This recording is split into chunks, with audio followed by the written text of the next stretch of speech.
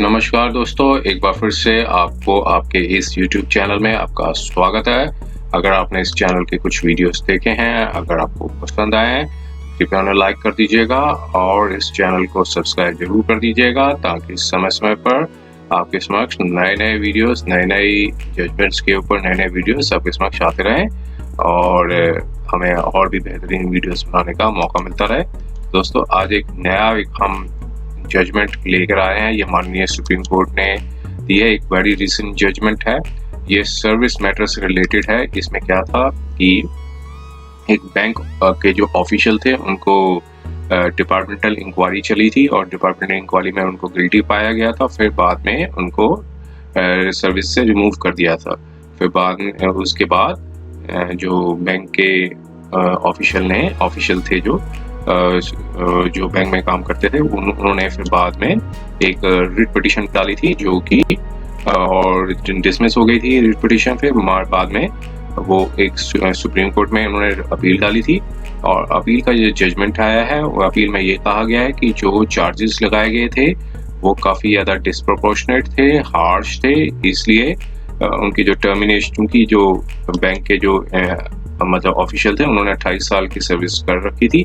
तो ऐसे में उनको टर्मिनेशन से हटा के जो पनिशमेंट थी, टर्मिनेशन की जो पनिशमेंट को सब्स्टिट्यूट करके कंपल्सरी रिटायरमेंट में डाल दिया था। और साथ में एक और बात बताया था कि एक और रिट पिटीशन डाली थी अपीलेंट ने, उन्होंने प्रमोशन की डिमांड की थी।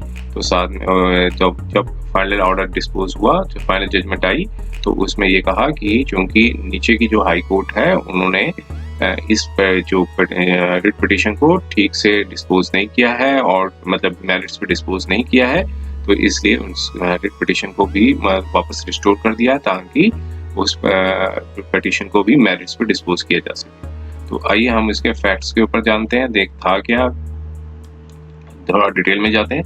तो डिटेल में जाते हैं कि एक जजमेंट के अगेंस्ट इन्होंने स्पेशल लीव पिटीशन डाली थी 17/7/2018 की, जिसमें हाई कोर्ट ऑफ उत्तरांचल थे जो नैनीताल में जो लोकेटेड है, उनको उस रिट पिटीशन को रिट पिटीशन नंबर 4 ऑफ 2013 और रिट पिटीशन 267/13 को कॉमन ऑर्डर के साथ डिस्पोज कर दिया था, डिसमिस कर दिया था और साथ में उनकी जो रिव्यू पिटीशन थी वो भी डिसमिस कर दी थी 8 जनवरी 2020 को।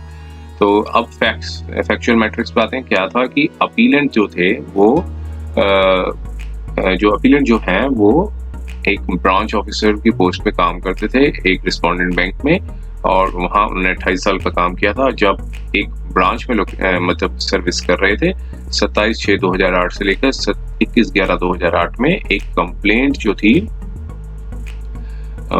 वो दी गई थी इनके ऊपर। और कंप्लेंट में कहा था कि जो एक कंप्लेंट ने एक एलिगेशन लगाई थी, उन्होंने कहा था कि अपीलेंट ने एक लोन है वो सैंक्शन किया था 1,50,000 का, जो कि बाद में रिड्यूस कर दिया 75,000 का। और जिन्होंने 4 और भी पर्सन थे उन्होंने भी कंप्लेंट की थी अपीलेंट के अगेंस्ट में। जो कंप्लेंट लेने के बाद चेयरमैन ऑफ बैंक ने उनकी जो ट्रांसफर दूसरे बैंक में कर दी थी और फिर एक इंक्वायरी चलाई जिसमें शो कॉज नोटिस इशू हुआ अपीलेंट को, उनसे एक्सप्लेनेशन मांगा गया। अपीलेंट ने रिप्लाई किया शो कॉज नोटिस में और उन्होंने कहा कि जो कंप्लेंट है वो बेसलेस है, फ्रिवलेस है, फैब्रिकेटेड है और जो एलिगेशंस लगाई है मैलिस एंड बायस है। और फिर उन्होंने एक कुछ एलिगेशंस लगाई मैलिस और बायस की against the chairman of the bank के ऊपर। फिर उसके बाद डिसिप्लिनरी प्रोसीडिंग स्टार्ट हुई अपीलेंट के ऊपर। फिर ये चार्जेस फ्रेम हुए। ये सारे चार्जेस थे कि लैक ऑफ प्रॉपर्टी है उनमें, इंटीग्रिटी ऑफ पार्ट नहीं है और सीरियस वायलेशन की है ड्यूटी पे, ब्रीच ऑफ ट्रस्ट था। ये सारी उन्होंने उन पे चार्जेस लगाए, फ्लॉटेड किए, हायर अथॉरिटीज के रूल को मिसरिप्रेजेंटेशन सप्रेस किया, हायर अथॉरिटीज के साथ फैक्ट्स को छुपाया, कहीं सप्रेस किया। और बैंक को काफ़ी फाइनेंशियल लॉस हुआ। ये इंपॉर्टेंट चार्ज था जो आगे अभी हम पढ़ते हैं, मतलब आगे हम देखते हैं इसमें जजमेंट में क्या था। और काफ़ी एक्ट किए हैं जिससे बैंक की जो इमेज है वो टार्निश्ड हो गई है। तो ये सारे चार्जेस जो लगे थे, और फिर साथ में लिखा है कि his acts become the officer of the bank, unbecoming of an officer of the bank। तो बाद में इंक्वायरी इनिशिएट हुई, मेजर पनिशमेंट इम्पोज हुई और कंप्लेनेंट को भी एग्जामिन किया गया इंक्वायरी में। इंक्वायरी ऑफिसर ने चार्जेस थे 1 2 3 4 5 6 7 8 9 10 एज प्रूव सारे चार्जेस थे वो प्रूव हो गए। और अपीलेंट ने अपना रिप्लाई दिया और कंटेंशन की और कंटेंट किया कि फाइंडिंग्स ऑफ इंक्वायरी ऑफिसर की परवर्स है, जो कि मटेरियल प्लेस्ड ऑन रिकॉर्ड है और against the principles of justice, natural justice के अगेंस्ट है।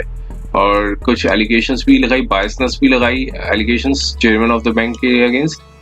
और डिसिप्लिनरी अथॉरिटी चेयरमैन ने ऑर्डर पास किया और उसमें उनको रिमूवल ऑफ द सर्विस कर दिया, अपीलेंट को सर्विस से निकाल दिया। अपीलेंट ने फिर आगे अपील प्रेफर की अपीलेंट अथॉरिटी के पास। अपीलेंट अथॉरिटी ने अपील थी डिसमिस कर दी अगेंस्ट द ऑर्डर था 20/12/2011 के ऑर्डर पे। फिर उस ऑर्डर के रिमूवल ऑफ सर्विस पे के अगेंस्ट पे अपीलेंट ने रिट पिटीशन फाइल की हाई कोर्ट में, जो रिट पिटीशन नंबर था सिंगल बेंच की थी 4/2013। फिर जब रिट पिटीशन जब पेंडिंग की थी तब अपीलेंट ने एक और रिट पिटीशन थी 267 ऑफ 2013 मांगी और की उसमें एक प्रेयर मांगी, मैडानमस की प्रेयर मांगी, कमांड जिसमें डायरेक्शन दी जाए, कमांड किया जाए मैडान बैंक को कि उनकी जो प्रमोशन है फ्रॉम स्केल 2 से स्केल 3 तक की कर दी जाए, फ्रॉम डेट उस तारीख से जब उसके जूनियर्स हैं प्रमोट हो गए हैं उनके 30/3/2005 से। तो रिट पिटीशन दोनों के साथ सुनी गई और हाई कोर्ट ने डिसमिस कर दी पहली रिट पिटीशन को, कंफर्म कर दिया कि उनकी सर्विस का जो ऑर्डर से निकाला हुआ ऑर्डर सही है। और फिर मेरिट्स पे जो डिसमिस आगे बोला है कि without further entering into the merits, जो दूसरी रिट पिटीशन थी उसके मेरिट्स पे डिस्कस किए बिना जो कि प्रमोशन थी स्केल 2 से स्केल 3 की, जबकि जूनियर्स प्रमोट हो गए थे, तो उसको भी डिसमिस कर दिया। बाद में उसे कॉमन जजमेंट और ऑर्डर के अगेंस्ट में और रिट पिटीशन का जो ऑर्डर के अगेंस्ट में एम्प्लॉय ने ये प्रेजेंट अपील फाइल किया। अब यहाँ पर काउंसिल्स की दोनों पार्टीज को सुना माननीय कोर्ट ने और आगे देखिए आगे बताया कि जजमेंट और ऑर्डर जो पास किया था हाई कोर्ट का, फाइंडिंग रिकॉर्ड की थी इंक्वायरी ऑफिसर्स की, तो यहाँ पर लगता है कि हाई कोर्ट ने जो ऑब्जर्व किया कि appellant demanded bribe on the basis of the cross examination. However यहाँ पर ये लिखा गया कि रीजन जो था to speak against the appellant as his loan was reduced from 1,50,000 to 75,000, जबकि लोन जो था उसका रिड्यूस कर दिया था कंप्लेनेंट का 1.5 लाख से लेकर 75,000 के तक रिड्यूस कर दिया था। तो अगर इस कंसिडर को मटेरियल को कवर किया जाए कि जो डिसीजन था लोन का 1.5 लाख से 75,000 तक कर दिया, जो कि बैंक के इंटरेस्ट पे था। तो देखिए यहाँ पे एक चीज आ गई कि बैंक के इंटरेस्ट में था, तो यहाँ ये पॉइंट निकल के आता है कि कोई लॉस नहीं किया बैंक को, बल्कि एक बैंक के इंटरेस्ट में था। फिर साथ में कहा कि एलिगेशंस भी लगाई थी चेयरमैन की राइट फ्रॉम द बिगनिंग, और एक पॉइंट ऑफ टाइम में चेयरमैन साहब को चार्जशीट भी हो गए थे ऑफेंसेस अगेंस्ट 323, 354, 504, 506, जो कि कंप्लेंट फाइल की थी अपीलेंट की वाइफ ने, और on the basis of complaint file by women delegate. तो फिर साथ में ये बताया कि जो कम्युनल प्रोसीडिंग्स थी वो हाई कोर्ट ने क्वैश कर दी थी, जो उनके ऊपर लगाई गई थी चेयरमैन के ऊपर। और स्पेसिफिक एलिगेशन ऑफ बायसनेस भी there were the specific allegation of biasness against the chairman and the bank right from the initiation of the departmental proceedings चलने से पहले ही उनके ऊपर बायसनेस की एलिगेशंस लगी हुई थी, स्पेसिफिक एलिगेशंस लगी हुई थी। आगे देखते हैं फिर आगे क्या बताया। फिर उसके बाद पाया कि कोई फाइनेंशियल लॉस नहीं हुआ बैंक को, जो कि डिसीजन कॉन्ट्रेरी था, जबकि अपीलेंट ने कहा 1.5 लाख का लोन था 75,000 पे कर दिया था। और मोरओवर अपीलेंट ने ऑलरेडी 28 साल काम कर लिया है और कोई एलिगेशंस नहीं थी अगेंस्ट हिम। और हमें अब इस फैक्ट्स और सर्कमस्टेंस को देखकर ऐसा लगता है कि हम अपना ओपिनियन देते हैं कि पनिशमेंट जो है removal of the charges proved and misconduct establishes too harsh, means जो पनिशमेंट लगाई गई है बहुत ज्यादा हार्श और डिस्प्रोपोर्शनेट है, जो भी उन्होंने जो जिस पे भी उनको चार्जेस प्रूव हो रहे हैं। और क्योंकि अब इसको भी देखना पड़ेगा कि बैंक ने कॉन्फिडेंस लूज कर दिया था एम्प्लॉय ऑफ द बैंक में बैंक के अगेंस्ट, तो अब ये जस्ट एंड प्रॉपर होगा कि punishment of removal of service जो है उसको कन्वर्ट कर दिया जाए कंपल्सरी रिटायरमेंट पे। और फिर साथ में दूसरी बात बताई कि जो रिट पिटीशन एक और लगाई थी, हाँ ये हाई कोर्ट ने ठीक किया था कि हाई कोर्ट की लिमिटेड जुरिस्डिक्शन होती है जब वो पावर्स 226 ऑफ कॉन्स्टिट्यूशन को कंसिडर करके अंदर जब वो रिट पिटीशन फाइल की जाती है, हाई कोर्ट को उस केस में री एप्रिशिएट नहीं करना चाहिए एविडेंस को और इंटरफेयर नहीं करना चाहिए। फाइंडिंग जो इंक्वायरी ऑफिसर ने दी है accepted by the disciplinary authority को, और यहाँ पे निकल के आता है कि रिमूवल ऑफ सर्विस जो है वो डिस्प्रोपोर्शनेट था to the charges and the misconduct जो प्रूफ हुआ है। तो ऐसे केस में हाई कोर्ट ने डील नहीं की मेरिट्स पे जो सेकंड रिट पिटीशन डाली थी, तो हाई कोर्ट ने डिसमिस कर दी रिट पिटीशन जो प्रमोशन की डाली थी इस ग्राउंड पे कि एक बार वो जो रिमूवल ऑफ सर्विस हो चुका है, कंफर्म्ड हो गया, तो सेकंड जो क्वेश्चन इस केस को कंसिडर करने का कोई मायने नहीं रखता है प्रमोशन का। तो अब यहाँ पर ये नोट किया जाता है कि अपीलेंट ने क्लेम किया प्रमोशन स्केल 2 से स्केल 3, जबकि उनके जो जूनियर्स हैं वो प्रमोट हो चुके हैं 30/3/2005 से। तो और साथ में ये भी बताया कि पहली जो राउंड ऑफ लिटिगेशन थी, अर्लियर राउंड ऑफ लिटिगेशन थी, उसमें 65/2012 के अंदर हाई कोर्ट ने डायरेक्शन दी थी बैंक को कि कंसीडर करो इनकी प्रमोशन को और ACR को देखो, कंसीडर करो 1999 से लेकर 2000 तक और 2003 से लेकर 2004 तक, 1999 2000 से लेके 2003 2004 तक का जितना भी ACR है उसको देखो है।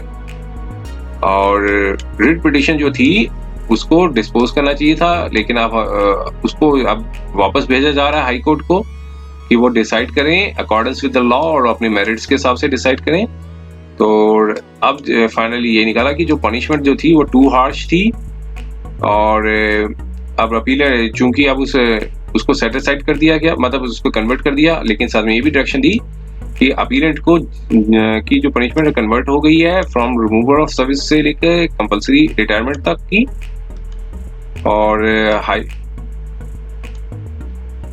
और जो दूसरी जो इम्पिंज जजमेंट जो बताई गई है, हाई कोर्ट ने बिना मतलब मैरिज पर किया डिस्पोज कर दी थी, तो उस केस को देखते हुए हाई कोर्ट ने रिट पिटीशन को डिसाइड नहीं किया है और मेरिट्स पे उसको डिसाइड नहीं किया है। तो इस केस ऐसे करते हुए हम उस जजमेंट को वापस इस जजमेंट से उसके ऑर्डर को डिसमिस जो की गई थी मेरिट्स पे, उसको वापस रिमांड करते हैं हाई कोर्ट को कि वो डिसाइड करें in accordance with the law के हिसाब से, in accordance with the merits के हिसाब से। और ऐसे में फिर अपील को अलाउ कर दिया फैक्ट्स एंड सर्कमस्टांसेस के ऊपर, और कोई और कॉस्ट नहीं थी।